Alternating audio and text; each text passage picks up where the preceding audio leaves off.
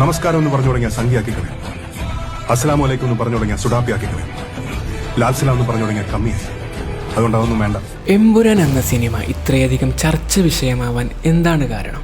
ഒരു എന്റർടൈൻമെന്റായി മാത്രം കാണേണ്ട ഒരു സിനിമയെ ഒരു പ്രത്യേക വിഭാഗക്കാർ ഇത്രയേറെ പ്രതികരിക്കാൻ എന്താണ് കാരണം? പറഞ്ഞു തരാം. ഈ ചിത്രത്തിൽ അവർ ചെയ്തു വെച്ചേക്കുന്ന കലാപത്തിൻ്റെ ദൃശ്യങ്ങളാണ് ഇവിടെ പ്രശ്നം.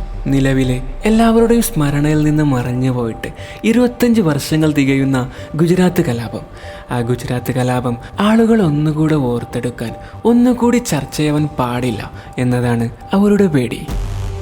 ഗുജറാത്ത് കലാപത്തിന് നേതൃത്വം നൽകിയ വിശ്വ ഹിന്ദു പരിഷത്ത് നേതാവ് ബാബ ബജ്രംഗി മുസ്ലിം എന്ന ഒറ്റ കാരണത്താൽ മനുഷ്യൻ്റെ പച്ച മാംസം വെട്ടിനുറുക്കിയതും ചുടുചോരയിൽ ആറാടിയതിനെക്കുറിച്ചും ഇപ്പോൾ ഒരു സിനിമയിൽ ദൃശ്യങ്ങളായി വന്നു. ആ ദൃശ്യങ്ങൾ ആളുകളിൽ വീണ്ടും ആ സംഭവത്തിൻ്റെ ഓർമ്മ പുതുക്കിക്കൊണ്ടിരിക്കുന്നു.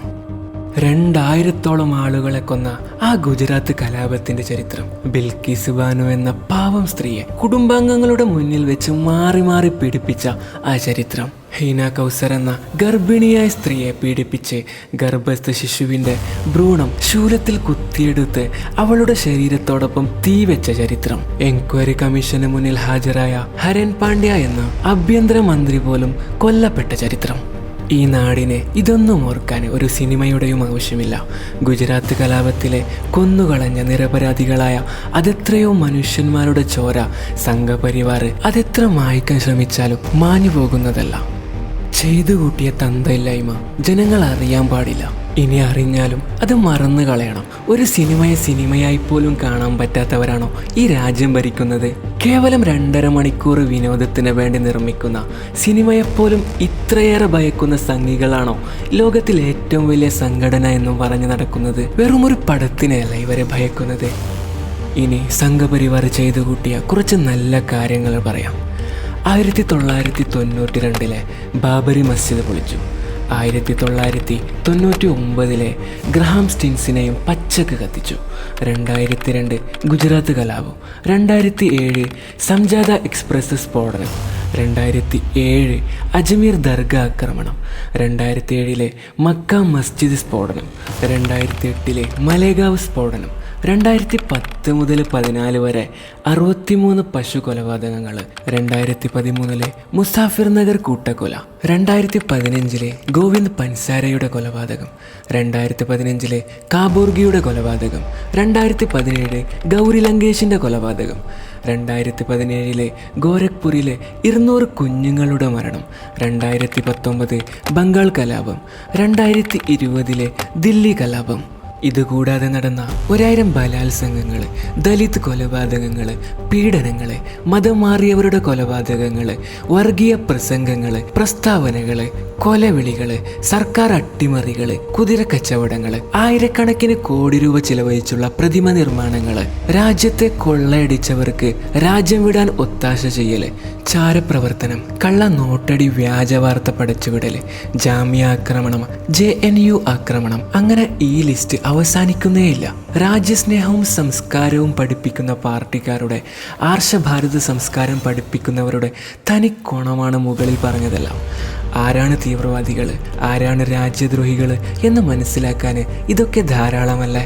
ഇന്ത്യ രാജ്യത്തെ സമാധാനം ഇല്ലാതാക്കുന്നത് ഈ സംഘപരിവാർ തന്നെയാണെന്ന് നമുക്ക് ഉറപ്പിച്ച് പറയാം. ഒരു സിനിമ ഇറങ്ങിയാൽ ഇത്ര അസ്വസ്ഥത ഉണ്ടാക്കണമെങ്കിൽ അവർ തന്നെയല്ലേ ഈ കാര്യങ്ങളൊക്കെ ചെയ്തു കൂട്ടിയത്? ഗുജറാത്ത് കലാപം പോലുള്ള അക്രമങ്ങൾ അവർ തന്നെയാണ് നടത്തിയതെന്ന്. ഇനി ശിവജി എന്ന ഒരു RSS ഭീകരൻ ചാനൽ ചർച്ചയിലെ യാതൊരുവിധ ഭയപ്പാടുമില്ലാതെ ഞങ്ങളാണ് ഗോദ്രയിലും ഗുജറാത്തിലും കലാപങ്ങൾ ഉണ്ടാക്കി മുസ്ലിമുകളെ കൊന്നതെന്ന് പരസ്യമായി വിളിച്ചു പറയുന്ന ആ വോയിസ് ക്ലിപ്പ് ഒന്ന് കേട്ടു നോക്കിയാലോ? ശിവജിയാണ് തൃശ്ശൂരിൽ നിന്നും. ശ്രീ ശിവജി, താങ്കൾക്ക് എന്താണ് ഈ വിഷയത്തിൽ പറയാനുള്ളത്? ശിവജി എന്ന് പറയുന്ന ഒരു സംഖ്യയാണ് സംസാരിക്കുന്നത് കിരൺ സാറേ. അതറിയാം. സംഖ്യയാണ്. പ്രത്യേകം പറഞ്ഞേര് മറ്റേ പുള്ളിയോട്, നമ്മുടെ ദീപുവിനോട്, ഞാൻ സംഖ്യ തന്നെയാണ്. അതറിയാമല്ലോ, നമുക്ക് അറിയാമല്ലോ ശിവജി സംഖ്യയാണെന്നുള്ള കാര്യം. ഞാൻ പറയുന്നത് ഗോദ്രയിലെ കലാപവും ഞങ്ങൾ ഉണ്ടാക്കിയതാണ്, ഗുജറാത്ത് കലാപവും ഞങ്ങൾ തന്നെ ഉണ്ടാക്കിയതാണ്. ഇവന്മാരെ ഞങ്ങൾ തട്ടിയതുവാ. എന്താ ഇപ്പൊ പ്രശ്നം? അല്ല അങ്ങനെയൊക്കെ വിശ്വസിക്കുന്നവർക്ക് എന്താണ് ഇവന്മാരെ ഞങ്ങൾ തട്ടിയതാണേ? അല്ല അങ്ങനെയൊക്കെ നിങ്ങളുടെ പ്രശ്നം എന്താ? അങ്ങനെയൊക്കെ കരുതുന്നവർക്ക് പിന്നെ അത്തരം അവർ ചുക്കൂല. അത്തരം പ്രാകൃത ചിന്താഗതിയുമായി കഴിയുന്നവർക്ക് അങ്ങനെ കഴിയാം. തീവ്രവാദികളെ ഞങ്ങൾ തട്ടും, ഇനിയും തട്ടും. അത് മുസ്ലിം അല്ലേ എവനായാലും ശരി. അല്ല, തീവ്രവാദികൾ ആരാണെന്നൊക്കെ തീരുമാനിക്കുന്നത് താങ്കളാണ്. ഈ ലോകം മുഴുവൻ തീവ്രവാദമില്ലാത്ത, മുസ്ലിം തീവ്രമില്ലാത്ത ഒറ്റ രാജ്യം തനിക്ക് പറയാൻ പറ്റുമോ? ഹിന്ദു ഇന്ത്യയിലെ ഹിന്ദു തീവ്രവാദികളെ കുറിച്ച് താങ്കൾക്ക് എന്താണ് അഭിപ്രായം? 500-ൽ പരം രാജ്യങ്ങളോടത്ത് മുസ്ലിം തീവ്രവാദമില്ലാത്ത ഒറ്റ രാജ്യം കിരണ് പറയാൻ പറ്റുമോ? ശ്രീ ശിവജി, കിരണ് പറയാൻ പറ്റുമോ? ഇന്ത്യയിലെ ഹിന്ദു തീവ്രവാദികളെ കുറിച്ച് എന്താണ് താങ്കളുടെ അഭിപ്രായം? ഇനിയിപ്പോ പൃഥ്വിരാജല്ല, ഭരത് ഗോപിയുടെ മകനല്ല, മോഹൻലാലല്ല, ഏതവനെ അഭിനയിച്ചാലും പിന്നെ ഞങ്ങൾക്ക് പറയാനുള്ള സ്വാതന്ത്ര്യം ഇല്ലെന്നോ? ഞങ്ങൾക്ക് പറയാനുള്ള സ്വാതന്ത്ര്യമുണ്ട്, ഞങ്ങൾ പറയും. പിന്നെ പറയാം, പക്ഷെ വിവരക്കേടാവരുത്. ആളുകൾ ചിരിക്കുകയാണ് ഇതൊക്കെ കേട്ടിട്ട്. പൃഥ്വിരാജ് IS ബന്ധം എന്നൊക്കെ പറഞ്ഞു കേട്ട് ആൾക്കാർ ചിരിക്കട്ടെ, ചിരിക്കാനല്ലേ. സാമാന്യ ബുദ്ധിയൊക്കെ വേണവരെ വിമർശനം പറയുമ്പോഴാണ് ആളുകൾ പറയുന്നത്. ഞങ്ങൾ പറയുകയും ചെയ്യും. അതറിയാം, അത് ശിവജി പറയുന്നത് കേൾക്കുമ്പോഴറിയാം. ഹിന്ദുക്കളുടെ അട്ടിപ്പേറായിട്ട് ഞങ്ങൾ ഒരു ഹിന്ദു ഉള്ളത്, ആ ഒരു ഹിന്ദുവിന്റെ കാര്യം പറയും. പിന്നെന്താ അതിനെന്താ കുഴപ്പം? സംഖ്യയൊക്കെ എന്താ വല്ല കുറവുണ്ടോ? സംഖ്യകൾ സംസാരിച്ച് ആരെ ചോദിക്കാൻ? ഏത് അന്തംഗമ്മി എവിടെ ഉള്ളത്? ഏത് അന്തംഗമ്മി ദിബു എവിടെ ഉള്ളത്? പോടാ ദിബു, ദിബു നീ നിന്റെ പണി നോക്കാൻ അന്തംഗമ്മി. രാജ്യം ഭരിക്കുന്നത് കലാപകാരികളാണ്, വർഗീയവാദികളാണ്. അവരെ മായ്ക്കാൻ ശ്രമിക്കുന്തോറും നാം ഓർമ്മിപ്പിച്ചുകൊണ്ടേയിരിക്കണം. അതാണ് ഈ സിനിമ നല്ല വൃത്തിക്ക് ചെയ്തിട്ടുള്ളത്. ഇത് സിനിമയല്ല, ഇവിടെ നിന്നുമാണ് നമ്മുടെ രാജ്യം ദുരന്തത്തിലേക്ക് നടന്നത്.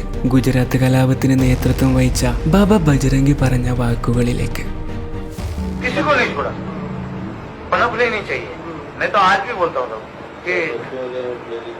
कुछ भी हो, लेडीज हो, बच्चे हो, कुछ भी हो, काटने से कुछ मारो, काटो, जलाना।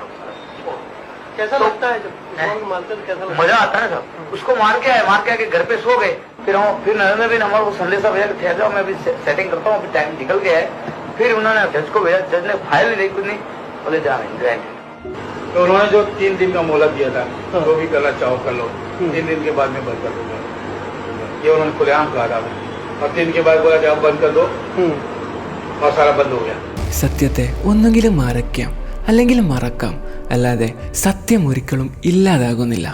സംഘപരിവാറിനെ ചെയ്തു കൂട്ടാൻ അക്രമങ്ങളും ന്യായീകരിക്കാൻ ന്യായീകരണങ്ങളും പറയാൻ മണ്ടത്തരങ്ങളും ഇനിയും ഒരുപാട് ബാക്കി.